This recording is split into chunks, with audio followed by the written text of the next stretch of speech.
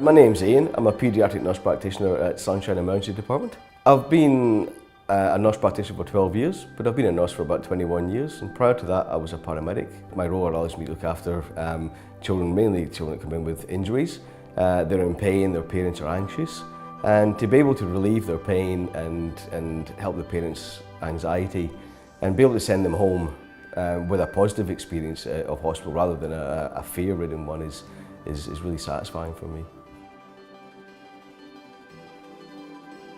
Glove protection is really important in my job, not only to protect me, but to protect my patients. I deal with a lot of children with wounds, cuts, burns and things like that, so I need to glove up to prevent infection. I developed a glove allergy probably about 4 years ago now.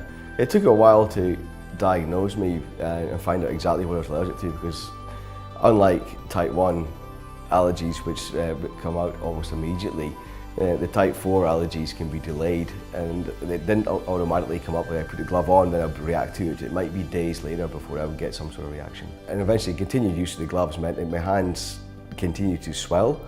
I went up almost 2 sizes in gloves because of the swelling. The skin was extremely dry, around the knuckles and all the joints, the skin would crack and break open, so I had continually bleeding hands and cracked skin. Any movement of the hands was painful, and the itch was incredible. A lot of times I put the gloves on before I went to see the patient to avoid them seeing my hands. I tended to avoid patients that required wound care, or I would maybe do a visual examination of the patient without contact and get a colleague to do the dressings and other patient contact, so it affected me in that way. I went to a dermatologist after about a year of trying different gloves, different hand washes, all sorts of different things, and nothing seemed to help. I went to a dermatologist who basically said, oh, it's just eczema, it's nothing to do with contact. He'll have some steroid creams and go away. I also had an issue with sterile gloves. It wasn't just the examination gloves. The sterile gloves also affected my hands, which meant that even simple sterile procedures like suturing I couldn't do. My hands eventually got so bad at work with the cracked skin that I got an infection to my little finger that was really painful and really sore. I showed it to one of the plastic surgeons at work, who basically decided that I needed to go to theatre immediately and have this incised and drained. They did that in theatre. I was admitted to the hospital for 3 days and then signed off straight away for 3 weeks. It was frustrating having that time off work because, to all intents and purposes, I felt I was still fit to work. Because of the infection that I got in my fingers and having surgery, I was sent to the Skin and Cancer Foundation for allergy testing.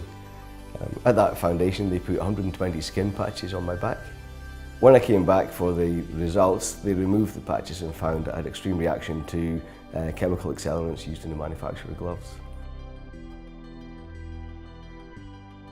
I would just say to colleagues to be aware of what contact allergy looks like, and that just because we've moved on from latex doesn't mean to say you can't get allergy to gloves or other rubber products. I use Ansell chemical accelerator-free gloves. Since using those, I've had no issues with my hands at all. Now I feel I can get on with my life, get back to normal, do my job as I'm trained to do.